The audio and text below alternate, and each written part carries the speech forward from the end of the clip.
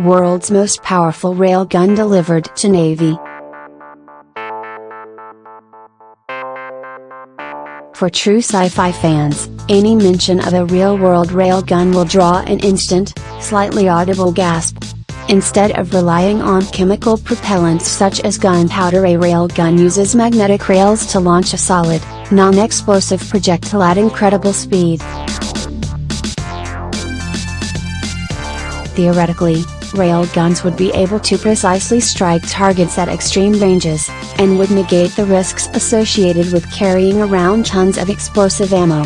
More to the point, they're cool sounding, just like lasers. Which is why the news that BAE Systems has delivered a functional, 32 megajoule electromagnetic laboratory railgun, 32 megajoule LRG, to the U.S. Naval Surface Warfare Center in Dahlgren, VA, is exciting. Installation of the laboratory launcher is currently underway, and according to BAE, this is the first step toward the Navy's goal of developing a tactical 64 megajoule ship-mounted weapon. The lab version doesn't look particularly menacing, more like a long, belt-fed airport screening device than like a futuristic cannon, but the system will fire rounds at up to Mach 8, drawing on tremendous amounts of electricity to generate the current for each test shot. That, of course, is the problem with railguns. Like lasers, they're out of step with modern-day generators and capacitors. 8 and 9 megajoule railguns have been fired before, but providing 3 million amps of power per shot has been a limitation.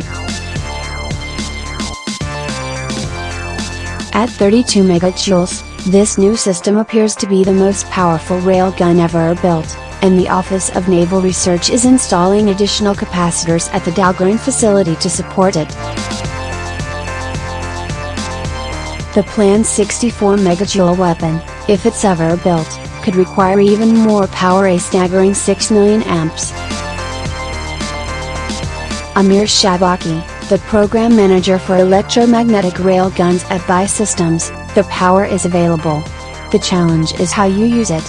The Navy's electrically propelled DDG-100 destroyer, Shabaki says, is a prime candidate for the final 64 megajoule system. Around 72 megawatts, MW, of the vessel's power can be used for propulsion. But during combat, the destroyer's speed could be brought down, freeing up energy for a railgun. Shabaki calculates that firing the 64 megajoule weapon 6 times per minute would require 16 megawatts of power, which would be supplied by either onboard capacitors or pulsed alternators. The more daunting challenge is the force of the railgun itself. A few shots can dislodge the conducting rails or even damage the barrel of the gun. While the 32 megajoule LRG should start firing soon, it could take another 13 years for a 64 megajoule system to be built and deployed on a ship. The Marines, in particular, are interested in the potential for railguns to deliver supporting fire from up to 220 miles away, around 10 times further than standard ship-mounted cannons, with rounds landing more quickly and with less advance warning than a volley of Tomahawk cruise missiles. Effective railguns will require a major breakthrough in materials between now and 2020, to keep the guns themselves from being shredded by each high-velocity barrage.